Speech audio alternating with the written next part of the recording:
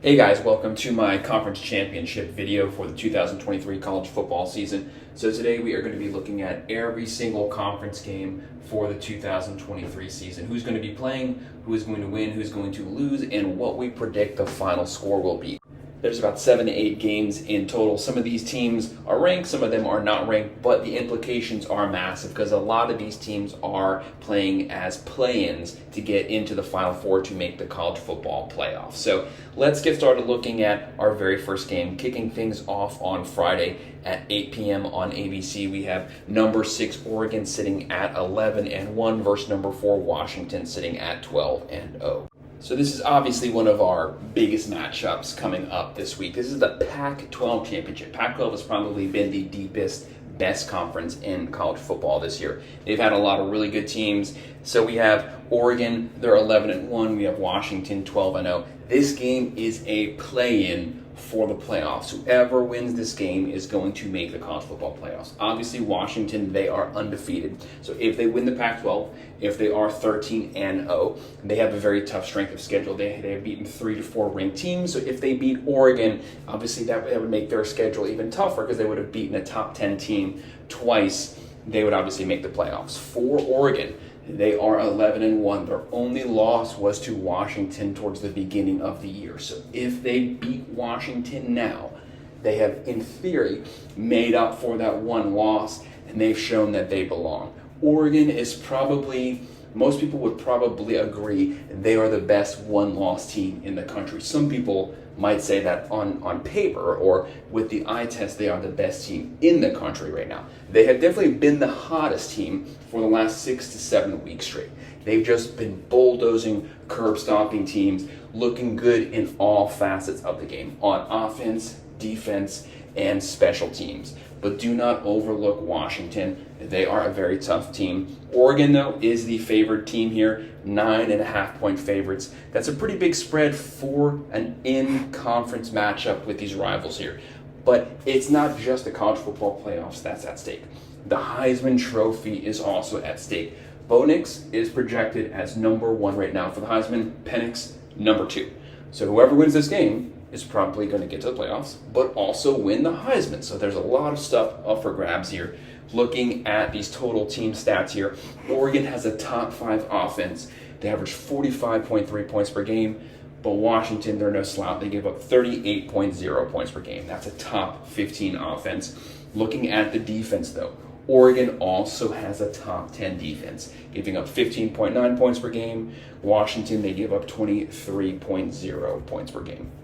Looking at the quarterback matchup, we have Bo Nix. He's closing in on 4,000 yards, 37 passing touchdowns, only 2 interceptions, and he's also a mobile quarterback. He can run. Penix Jr., he's closing in on 3,900 yards, 32 touchdowns, and 8 picks. And Washington has the best, if not the second best, wide receiver core in the country, led by Odunze. But Oregon, they have weapons everywhere. They have Irving at running back. They have Franklin at wide receiver. Washington, they also have Dylan Johnson at running back as well, closing in on 1,000 yards. So these teams are loaded. Washington doesn't have a good defense. They have a serviceable defense sometimes, but this is for all the cards. This is for the Pac-12 Championship. This is for the play-in to the playoffs. Very tough game here. If Washington wins, they're in. If Oregon wins, they're more than likely, definitely should be in.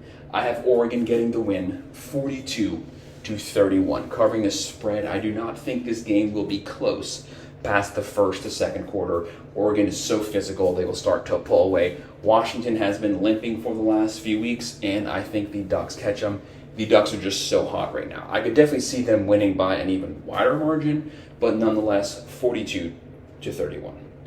The next game we have on Friday, we have the Conference USA Championship game at 7 p.m. on CBS. These teams are just basically playing. So everyone who's not one of the Power 5, they're just playing to be the best non-Power 5 schools so that they can still get a New Year's Eve bowl, because that does go to the highest ranked one of them. So you have New Mexico State sitting at 10-3, They did have a win 2 weeks ago versus Auburn at Auburn, where they got paid $1.8 million to lose to Auburn, and instead they came to Auburn and curb stomped them, and also pocketed $1.8 million, so do not overlook them. They will be playing number 25 undefeated Liberty at 12-0. Liberty, pretty big spread here though. They come in as 10-point favorites. When you look at the team stats, New Mexico, they have about an average offense. They average 28.2 points per game. Liberty, very good offense. They average 40.1 points per game.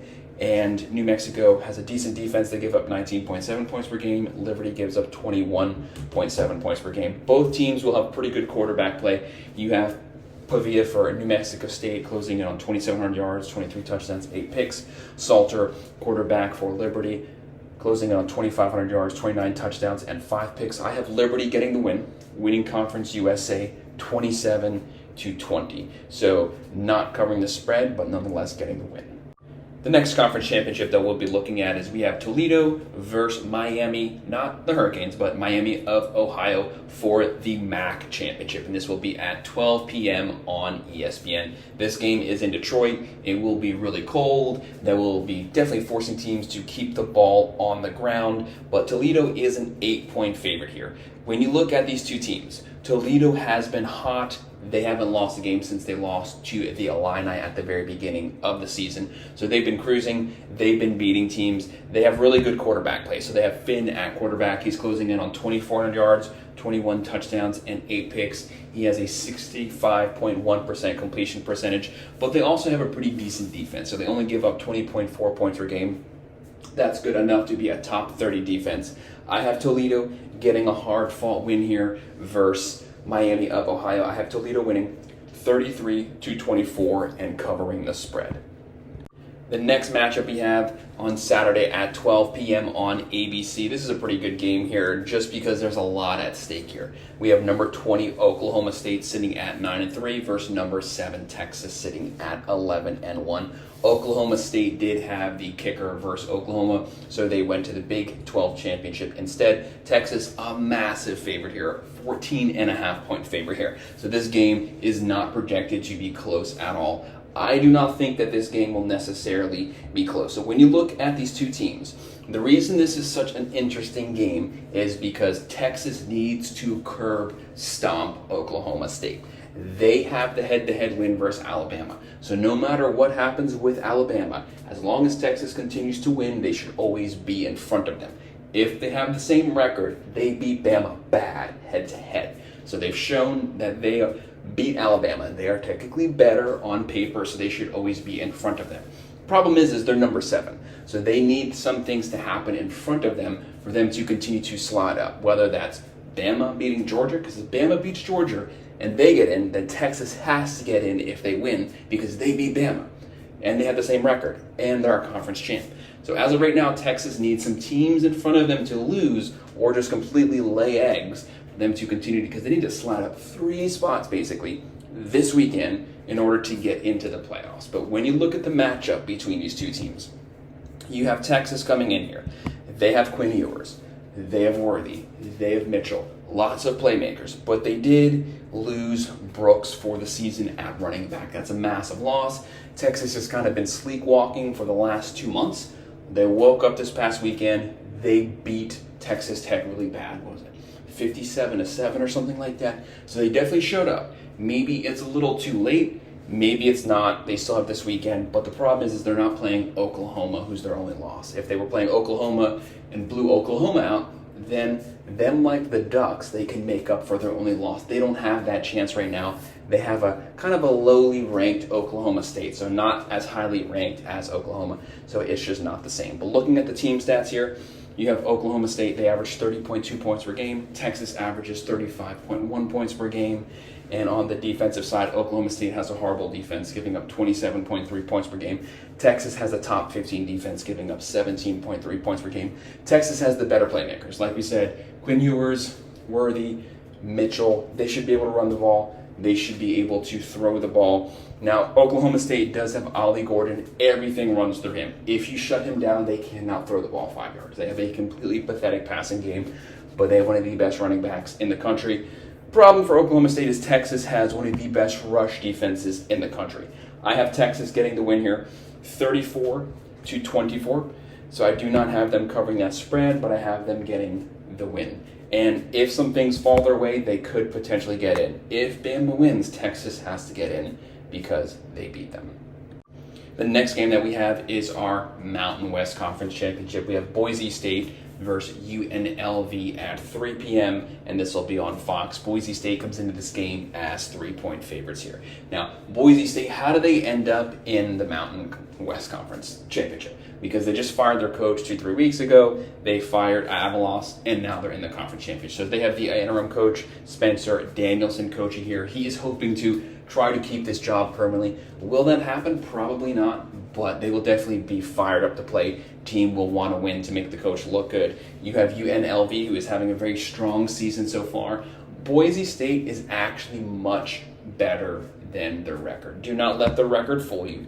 But both teams are 7-5, so this is kind of a lowly conference ranking or a lowly conference championship here. But Boise State, we know that they've been pretty good for the last 20 to 25 years. And like I said, they have a better team than their record shows. So I have Boise getting the win here.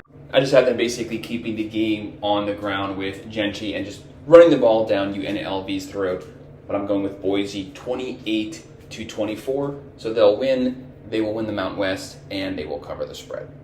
The next matchup is our Sun Belt Championship matchup at 4 p.m. on ESPN. We have Appalachian State coming in at 8-4 versus Troy sitting at 10-2. Troy is 6.5-point favorites here. Now, when you think Appalachian State, you think them upsetting Michigan. You think of them taking UNC to double overtimes for the last 2 years. That's not necessarily the App State of this year. They are a very good team. They are 8-4, but they're actually not the juggernaut that they've been in the past. But hey, nonetheless, they are in the Sun Belt Conference Championship here. Like we said, Troy is 6.5-point favorites here. Troy, they have a very good defense, but Appalachian State actually has the best defense in the conference. They only give up 16.7 points per game. This is a tough team here, and they always play really good versus the spread. So I have Appalachian State. When you look at their offense, they have Joey Aguilar at quarterback. He's closing in on 3,300 yards, 33 touchdowns, 9 picks. This is a very balanced team. They can throw the ball. Troy can run the ball. They have Vidal at running back. He is closing in on 1,400 yards and 9 touchdowns. So they're going to try to suck up that clock, try to run the ball, try to rely on their defense. At first, I was going to go with App State, but I did flip. I did change my mind. I'm going to go with the defense and the running game. I have Troy winning this game 24-21. So winning the Sun Belt, but not covering the spread. And finally, one of our big matchups for the SEC Championship, number 1, Georgia sitting undefeated at 12-0 versus number 8, Alabama sitting at 11-1. So Georgia comes in this game as 6-point favorites here. Yes, they are the favorites versus Alabama. This is for the SEC Championship. Georgia, until the new poll comes out, as of right now, they are number 1. So obviously, if they win this game, they are in the college football playoff. If they lose this game, are they out of the college football playoff? I guess that just kind of depends on how badly do they lose. Is it a close game? Do they get blown out? No matter what, are they still in the playoffs because they are number 1 playing a number 8 team? I don't really know. That's a tough question. And that's a question that the committee may be forced to answer. I think if they lose, I personally would leave them out. They've had a pretty easy schedule so far this year. They do have some pretty decent wins.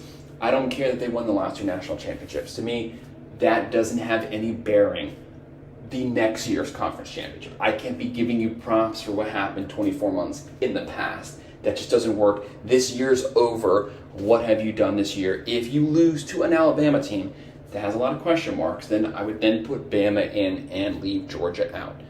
But that's just if I actually think that Georgia's going to lose to Bama. Because when you look at Alabama, they have a lot of issues. They should have lost to Auburn last weekend. I don't know what hocus pocus voodoo happened. They won the game. A win's a win, but everything shows outside of some act of God that they should have lost that game. But nonetheless, they won it. If they beat Georgia, they're making the case that they deserve to get in. Like I said, Texas beat Alabama head-to-head. So if Bama beats Georgia, now Texas and Alabama, to me, both have to slide up if they both win their conference, and they would both be in that Final Four. So Texas is rooting for Alabama. They want Alabama to win because that makes their win look even better and props up their schedule. Alabama probably wants Texas to lose so they get out of their way so they can keep moving up. But they also must beat Georgia. Georgia doesn't have to necessarily beat Alabama. They might get into that Final Four anyways, but you definitely bet that they want to beat Alabama.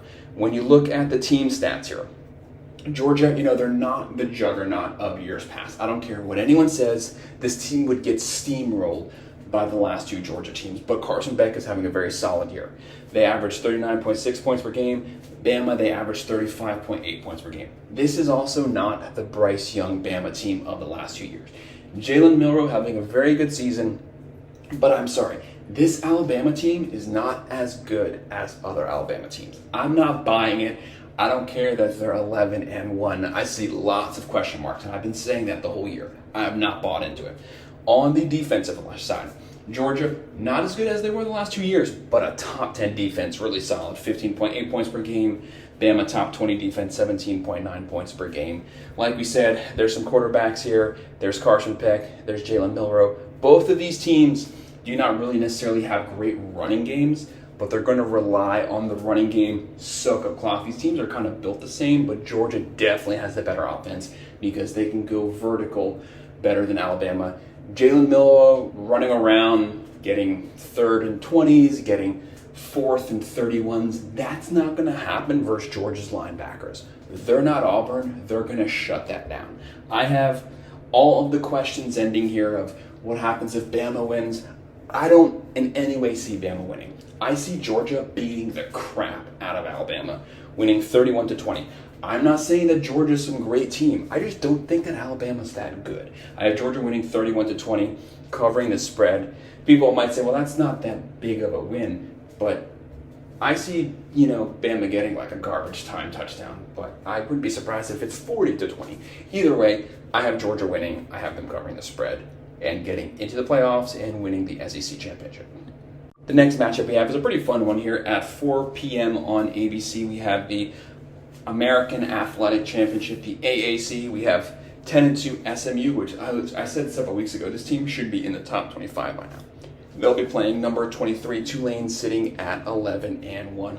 Tulane's that team that never covers the spread. They looked pretty good last weekend, but they have a lot of question marks. But Tulane is the favorite here. They're 5.5-point favorites here.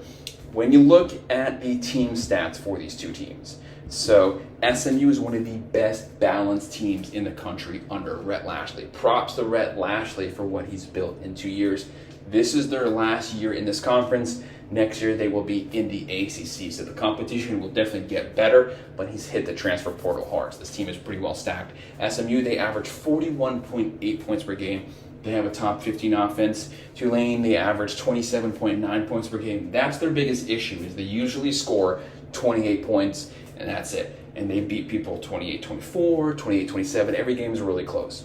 Now, SMU also has a top 20 defense. They only give up 17.7 points per game, but Tulane also has a very solid defense at 18.3 points per game. When you look at quarterback play here, both teams have pretty solid quarterbacks. You have Stone for SMU closing in. He has 3,200 yards, 28 touchdowns, 6 picks.